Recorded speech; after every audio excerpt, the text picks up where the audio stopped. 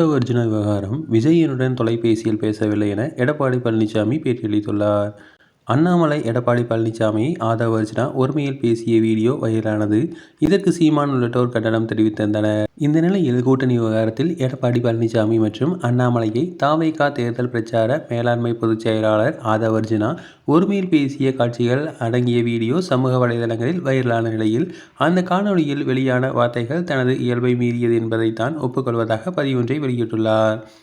ஆதவ் அர்ஜுனா தனது பதிவில் தனி மனித விமர்சனங்கள் ஜனநாயக அரசியலுக்கு அழகல்ல என்னும் கொள்கையை உறுதியாக கொண்டுள்ளேன். அப்படி இருக்கையில் அந்த காணொலியில் வெளிப்படையான வார்த்தைகள் எனது இயல்பை மீறி வந்துவிட்டது.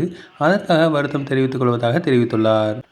இப்பொழுது சென்னையில் செய்தியாளரிடம் கூட்டணி குறித்தும் ராஜ்யசபா வேட்பாளர்கள் அறிவித்தது குறித்து விளக்கமளித்துக் கொண்டிருந்த அதிமுக பொதுச் செயலாளர் எடப்பாடி பழனிசாமியிடம் ஆதவ் அர்ஜுனா பேச்சு தொடர்பான கேள்விக்கு ஆதவ் அர்ஜுனா விவகாரம் தொடர்பாக தவேகா தலைவர் விஜய் என்னுடன் தொலைபேசியில் பேசவில்லை என்றும் அவரே மறுபடி ட்வீட் செய்துவிட்டார் என எடப்பாடி பழனிசாமி பதிலளித்துள்ளார்.